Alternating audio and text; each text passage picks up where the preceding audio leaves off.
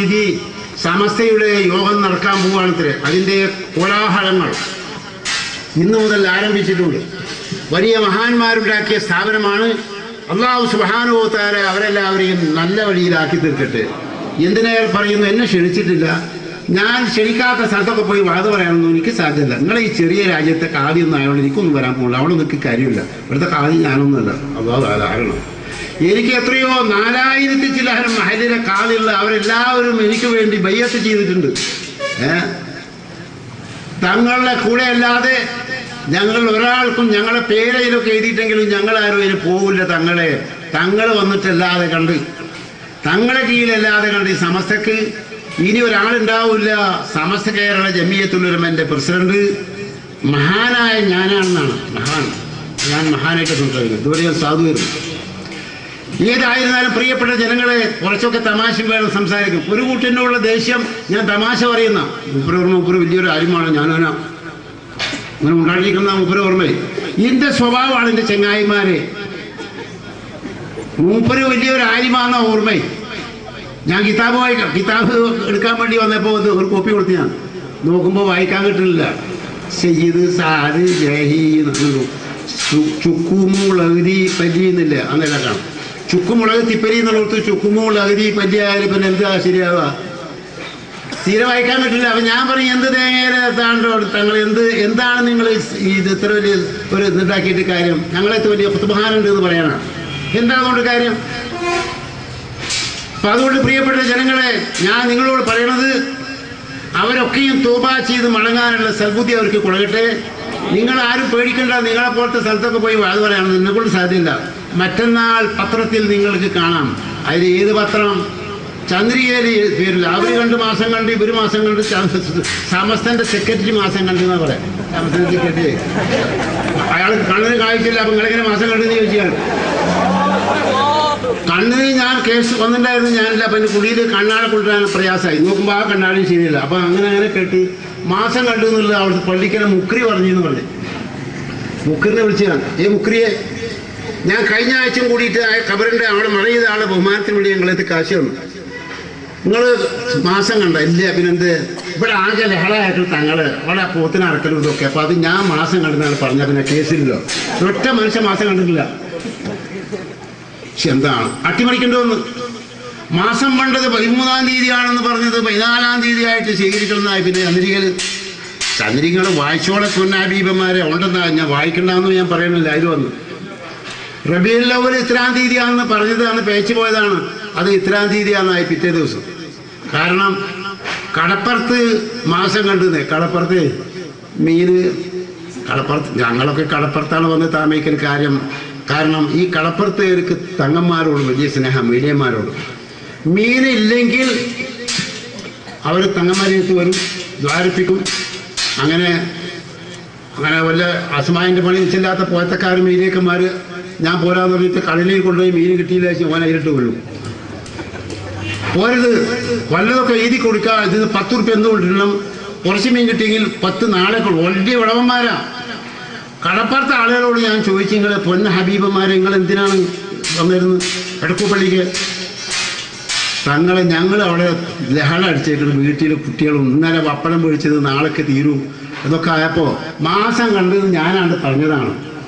അള്ളാഹു ജീവനെല്ലാം ഒക്കെ പുറത്തു തരട്ടെന്നത്. ഇതാണ് മാസം കാണൽ. അതാ മൂപ്പര് ഉറപ്പിച്ചേക്കുന്നത്. അങ്ങനെ കഴിഞ്ഞ കുറി ഉണ്ടായിട്ടുണ്ട്.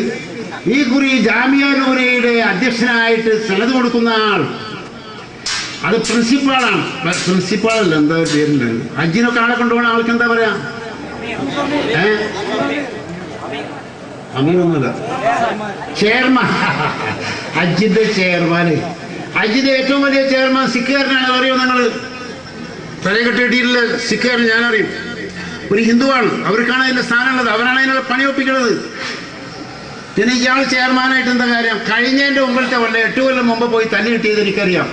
ഈ കൊല്ലം അയാൾ ഹജ്ജിന് പോയെങ്കിൽ എൻ്റെ കാലിൻ്റെ കയ്യിൽ നിന്നിട്ട് ഇവിടെ രോമമില്ലാത്ത കയ്യിൽ നിന്ന് തന്നെത്താൻ രോമം മുളച്ചിട്ട് കളിച്ചു കൊടുക്കുന്നത് പോയില്ല അയാൾ. അതൊക്കെയറിയാം ഇവിടെ രോമം മുളപ്പിക്കാനുള്ള കഴിവിരിക്കുന്നുണ്ട്. അല്ല, തല്ലി കിട്ടുന്ന ആൾക്ക് അറിയാം. ഇതാണ് തല്ലി കിട്ടി.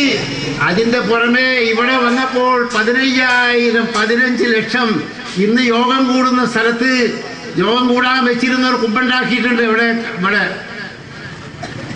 സമസ്ത കേരളന്റെ യോഗം നടത്തുന്ന സ്ഥലം ചേളാരി എന്തുമാണ്. അതല്ലേ ഏറ്റവും വലിയത് എവിടെയാണ്?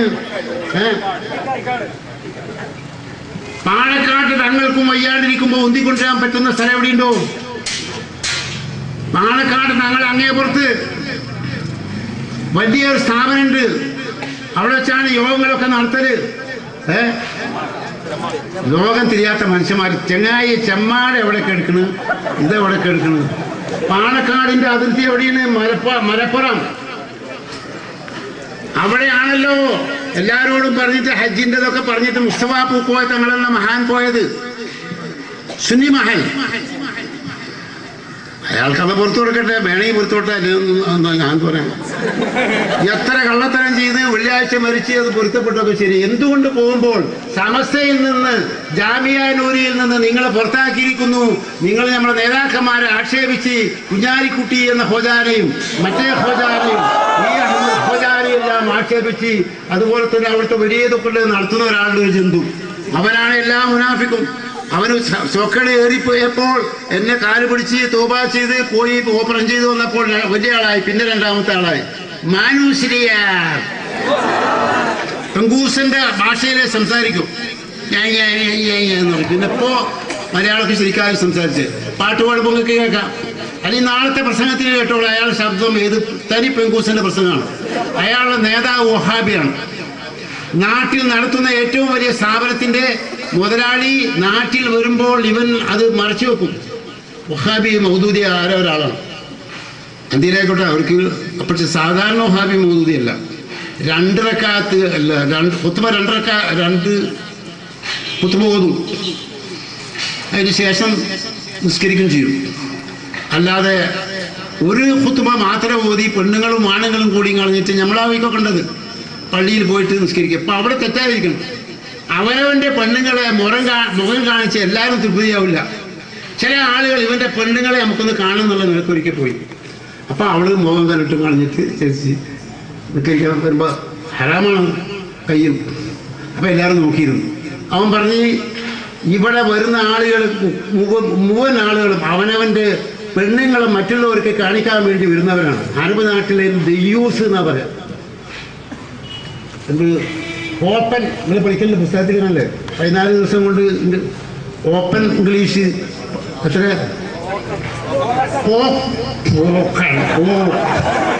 14 ദിവസം കൊണ്ട് പോക്കൻ ഇംഗ്ലീഷ് പഠിക്കാൻ എന്തിനാണ് ഇത് ആളെ സ്വീപ്പാക്കെടുപ്പല്ല ഹബീബ് പോക്കൻ. അതുപോലെ പോക്കൻ അറബിയാണ്.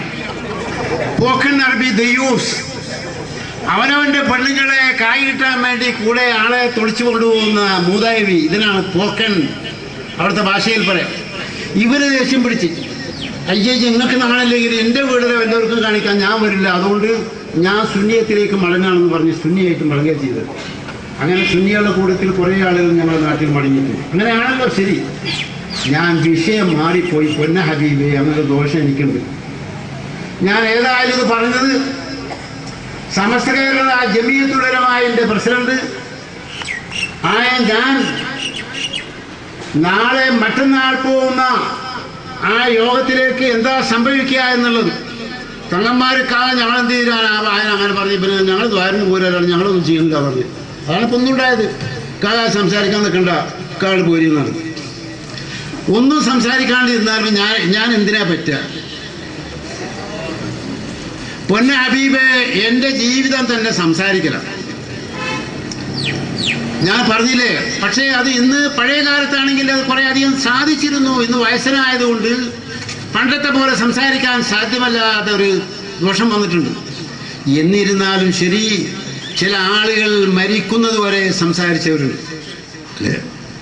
എനിക്കറിയാൻ ഡൽഹിയിലുള്ളപ്പോൾ ഡൽഹിയിലെ മഹാന്മാരായ പലരും വളരെ വയസ്സായിരിക്കുന്ന ഒരു മനുഷ്യൻ അന്ന് എൻ്റെ മുമ്പിൽ വെച്ച് സംസാരിക്കുന്നത് ഞാൻ കേട്ടിട്ടുണ്ട്. അയാൾ ഹിന്ദു ആണെന്നുള്ളത് തെറ്റല്ലാതെ അയാൾക്ക് യാതൊന്നുമില്ല. ആ മഹാന്റെ ജീവചരിത്രം ഞാൻ എൻ്റെ പഠനരീതി എന്ന പുസ്തകം മലയാള ഭാഷയിൽ ഞാൻ എഴുതിയിട്ടുണ്ട്. അതവിടെ പ്രസിദ്ധം ചെയ്തിട്ടുണ്ട് നമ്മുടെ നാട്ടിൽ. അതിൽ അദ്ദേഹത്തിൻ്റെ പേര് ഞാൻ പ്രത്യേകിച്ച് എഴുതിയിട്ടുണ്ട്.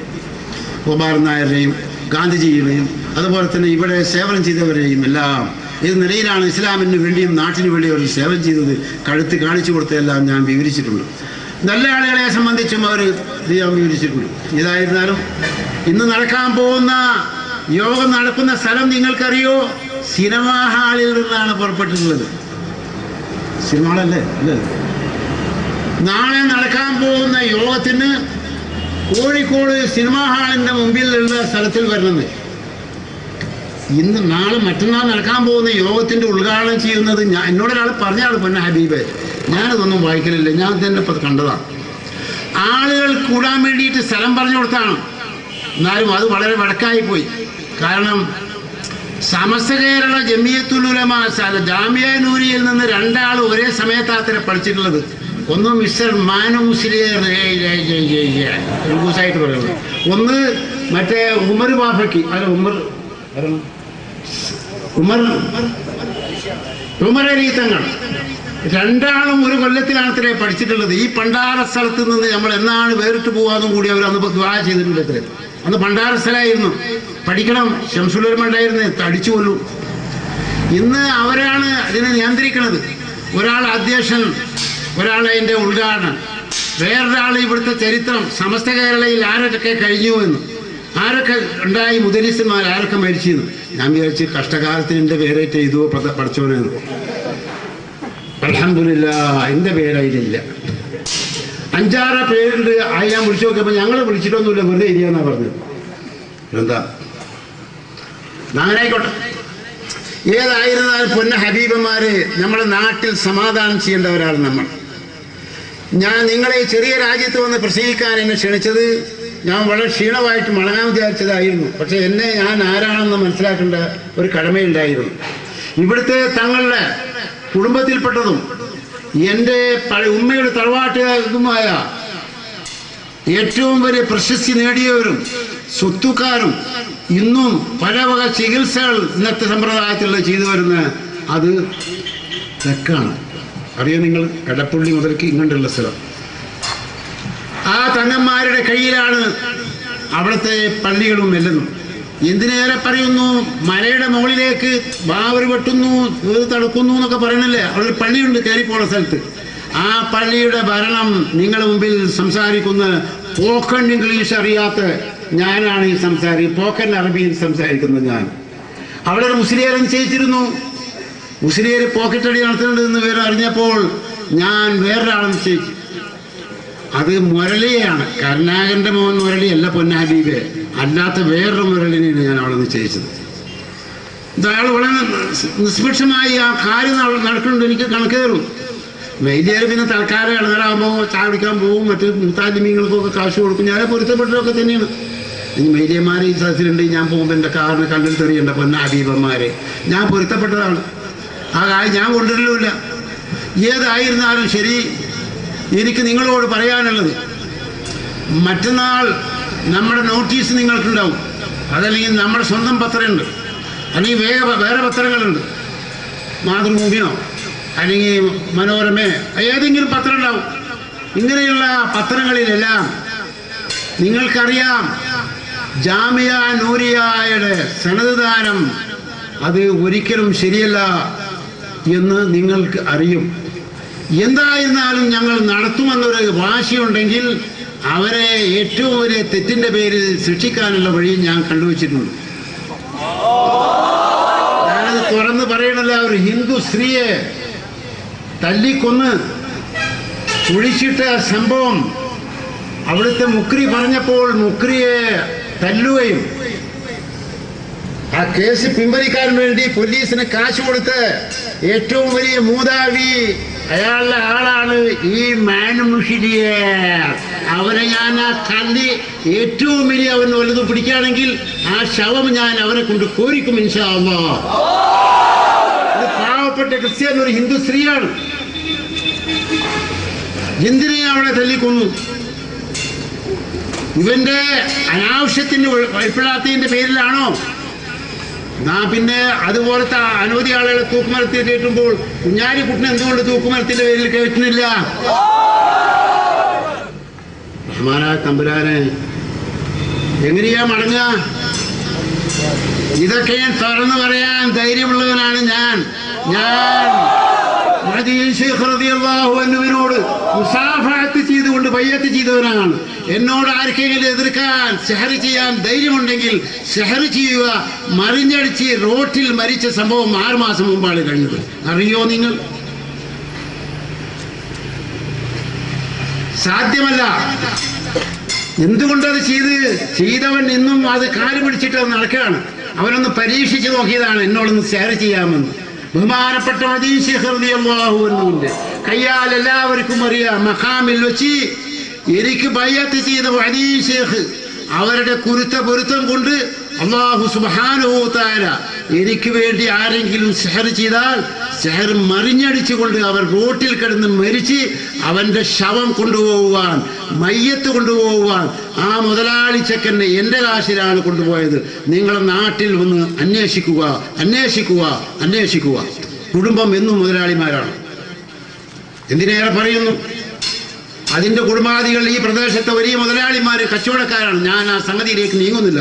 പക്ഷേ എനിക്ക് അല്ലാഹു അങ്ങനെ ഒരു ഭാഗ്യം ചെയ്തിട്ടുണ്ടെങ്കിൽ തമ്പുരാനെ ഞാൻ അതൊരു ശുക്രിയ എന്ന നിലയിൽ ഞാൻ പറയുകയും തെറ്റുണ്ടെങ്കിൽ എനിക്ക് മാപ്പ് ചെയ്യണം തമ്പുരാനെ എന്ന് ദുആ ചെയ്യുകയും ചെയ്യുന്നു. പ്രിയപ്പെട്ട സഹോദരങ്ങളെ, നിങ്ങൾ എന്നെ ക്ഷണിച്ച സ്ഥിതിക്ക് ഞാൻ ആരാണെന്ന് നിങ്ങൾക്ക് മനസ്സിലാക്കി തന്നതാണ്.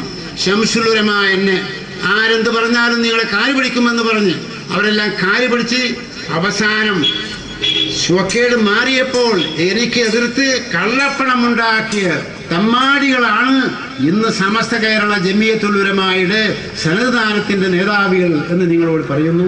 അർഹമുർ റഹീമായ തമ്പുരാൻ ആ വലിയ സ്ഥാപനം പഴയ ആളുകളുടെ ബർക്കത്ത് പോലെ അള്ളാഹു രക്ഷിക്കട്ടെ എന്ന് ഞാൻ ദുആ ചെയ്യുകയും ആരൊക്കെ അതിനെ എതിർത്തിട്ടുണ്ടോ അവർക്ക് അള്ളാഹു ഹിദായത്ത് കൊടുക്കട്ടെ എന്നും, മരിച്ചവരുണ്ടെങ്കിൽ അള്ളാഹു പുറത്തു കൊടുക്കട്ടെ എന്നും, നമുക്ക് അള്ളാഹു തആല സത്യത്തിൻ്റെ മാർഗം തെളിയിച്ചു തരട്ടെ എന്നും, നിങ്ങളേവരും ഒന്നായിക്കൊണ്ട് തന്നെ നാട്ടിനും നന്മയ്ക്കും വേണ്ടി പ്രവർത്തിക്കണമെന്നും ഞാൻ വസിയത്ത് ചെയ്തുകൊണ്ട് ഞാൻ എൻ്റെ എളിയ സംസാരത്തിൽ നിന്ന് വിരമിക്കുകയാണ്. ഇവിടുത്തെ തങ്ങൾ അദ്ദേഹം എൻ്റെ കുടുംബമായി ബന്ധമുള്ളവനാണ്. അദ്ദേഹത്തിൻ്റെ കുടുംബത്തിൽപ്പെട്ട ഒരു തങ്ങൾ, അദ്ദേഹത്തിൻ്റെ എല്ലാ ബന്ധുക്കളും ഞാനുമായി അവിടെ മിസ്രിൽ നിന്ന് ബന്ധമുള്ളവരാണ്. അവരിൽ നിന്നുള്ള ഒരു സംഘം അവർ മലേഷ്യയിൽ പോയി താമസമാക്കിയിട്ടുണ്ട്. അദ്ദേഹം പോകുമ്പോൾ ഈ തങ്ങന്മാരെ ഒന്ന് എനിക്ക് പരിചയപ്പെടുത്തി തരണമെന്ന് എന്നോട് പറഞ്ഞിരുന്നു. ആ വിവരം അദ്ദേഹത്തിനോട് ഞാൻ പറഞ്ഞിട്ടുണ്ട്. വിവരം എനിക്കറിയാം. തങ്ങൾ രണ്ടുപേർക്ക് വേണ്ടി സംസാരിച്ച് സമപിരിയണമെന്നാണ് എനിക്ക് പറയാനുള്ളത്. അർഹമുർ റഹീമായ തമ്പുരാൻ നമ്മളെല്ലാവരെയും ഒരേ നിലയിൽ അണിനിരത്തിക്കൊണ്ട് എല്ലാ നിലയിലും നിങ്ങൾ ഇലക്ഷനെ സംബന്ധിച്ച് ഞാൻ സംസാരിക്കണില്ല, അത് ആർക്കാണൊക്കെ ഇഷ്ടമൊക്കെ ചെയ്തോളെ. ഏതായിരുന്നാലും നമ്മൾ നാട്ടിൻ്റെ മഹിമ നിങ്ങൾ നിലനിർത്തണം. നാട്ടാളികളായ ചില കുട്ടികളുണ്ടായി, അത് ഏപ്പിക്കാരുടേത്, അതല്ലെങ്കിൽ SKSSF, പിന്നെ ഇങ്ങനെ പലരും ഉണ്ടാവും. അവരൊക്കെ അവരിഷ്ടം പോലെ ആയിക്കോട്ടെ. നിങ്ങളെന്തിനല്ല ഈ വയസ്സന്മാരുള്ള ഈ രാജ്യത്ത് അല്ലാഹു ബർക്കത്ത് ചെയ്ത ഈ രാജ്യത്ത് എന്തിനാണ് നിങ്ങളതിൽ അള്ളടിക്കുന്നത്? അവർ തക്ബീറും ചൊല്ലി പോയിക്കോട്ടെ, മറ്റവരും തക്ബീറും ചൊല്ലി പോയിക്കോട്ടെ, ഇംഗ്ലീഷുള്ളവർ ഇഷ്ടം ചെയ്യട്ടെ. സമസ്തക്ക് നിങ്ങൾ വോട്ട് ചെയ്യരുതെന്ന് എനിക്ക് പറയാനുള്ളത്. അതെനിക്ക് പറയാനുള്ളൂ. ആ പോക്കൺ അറബിയ പറയണം. കാരണം എന്നെ അവഹേളിച്ചിരിക്കുകയാണ്. എന്നെ കൊണ്ട് പറഞ്ഞൂടെ? എന്തിനേറെ പറയുന്നു, ഞാനുമായി വലിയ അടുപ്പമില്ലാത്ത AP മുസ്ലിയാർ എന്നെ ഞങ്ങളുടെ സമ്മേളനത്തിൽ തങ്ങളെ ഇത് വരണമെന്നൊരു കത്ത് കൊടുത്ത് അവിടെ വന്ന് കൊടുത്തെന്നാണ് പറയുന്നത്. എനിക്ക് അന്നാണ് കത്ത് വായിച്ചത്. ആ സ്ഥാനം പോലും ഈ സമസമുദായികൾ, അവിടുത്തെ കരിഞ്ചന്ത കച്ചവടക്കാർ, അവിടുത്തെ തെമ്മാടിത്തരം ചെയ്ത് ഇന്നും അവരെ പുറത്താക്കാൻ വേണ്ടി പലരും ഉത്സാഹിക്കുന്ന ആ നാട് പാവപ്പെട്ട തങ്ങന്മാരവിടെ ഭയന്നുകൊണ്ട് അവർക്കൊന്നും ചെയ്യാതെ ദുആ ചെയ്യാണ്. അർഹമുർ റഹീമായ തമ്പുരാൻ ആ മഹാസ്ഥാപനം ഖിയാമത്ത് നാൾ വരെ നിലനിർത്തട്ടെ. അതിലുള്ള ഈ മൂദേവികൾ അല്ലാഹു സുബ്ഹാനഹു വ തആല പുറന്തള്ളി പഴയതിലേക്ക് മടങ്ങാൻ തൗഫീഖ് ചെയ്യട്ടെ എന്ന് ദുആ ചെയ്തുകൊണ്ടും എൻ്റെ ഈ സംസാരത്തിൽ വല്ല പിഴവും വന്നിട്ടുണ്ടെങ്കിൽ അർഹമുർ റഹീമായ തമ്പുരാന് എനിക്ക് മാപ്പ് ചെയ്യണമെന്ന് അല്ലാഹുവിനോട് ചോദിച്ചുകൊണ്ട് ഞാൻ വിരമിക്കുകയാണ്. നിങ്ങളും ദുആ ചെയ്യുക. എനിക്കും അറിയാം, കുല്ലു നഫ്സിൻ ദായിഖത്തുൽ മൗത്ത് വഇന്നമാ തുവഫൗന ഉജൂറക്കും യൗമൽ ഖിയാമ വമൻ സുഹ്സിയ അനിൻ നാരി ഉദ്ഖിലൽ ജന്ന ഫഖദ് ഫാസ് വമൽ ഹയാത്തുദ് ദുനിയ ഇല്ലാ മതാഉൽ ഗുറൂർ. മരണം എപ്പോഴാണെന്ന് ആരും അറിയില്ല. ഇന്നലത്തെ എത്രയോ സങ്കടപ്പെട്ട മരണമാണ് ഉണ്ടായത്. ഒരു കുടുംബം ഹിന്ദുക്കൾ മുഴുവനും മരിച്ചു, ഒരു കുടുംബം മുസ്ലിമീങ്ങൾ മുഴുവനും മരിച്ചു. എങ്ങനെയാണ് അവരെ ഖബർസ്ഥാനത്തിൽ കൊണ്ടുപോയത് എന്ന് സങ്കടത്തോടുകൂടി ഞങ്ങൾക്ക് എല്ലാവർക്കും അറിയാം. ഇങ്ങനെയുള്ള അപായ മരണങ്ങളിൽ നിന്ന് ഞങ്ങളെ രക്ഷിക്കണം തമ്പുരാനെ. ഞങ്ങളുടെ സന്താനങ്ങൾക്ക് സത്യവഴി കാണിച്ചു കൊടുക്കണം തമ്പുരാനെ. ഉമ്മവാപ്പാമാരുടെയും ഉസ്താദന്മാരുടെയും സ്നേഹവും ബഹുമാനവും അതുപോലെ പഠിച്ച സ്ഥാപനത്തിൻ്റെയും കിതാബിൻ്റെയും എല്ലാം ബഹുമാനത്തോടു കൂടി ജീവിക്കുവാനും മരിച്ച നമുക്ക് വേണ്ടി ഫാത്തിഹ ഓതാനുള്ള ബർക്കത്തും ആ കുട്ടികളിൽ ഉണ്ടാകുന്ന രീതിയിൽ അവരുടെ ജനനവും മരണവും ഉണ്ടാവട്ടെ എന്ന് പറഞ്ഞുകൊണ്ട് ഞാൻ വിരമിക്കുകയാണ്. വാഹിറു ദഅവാനാ അൽഹംദുലില്ലാഹി റബ്ബിൽ ആലമീൻ. അസ്സലാമു അലൈക്കും.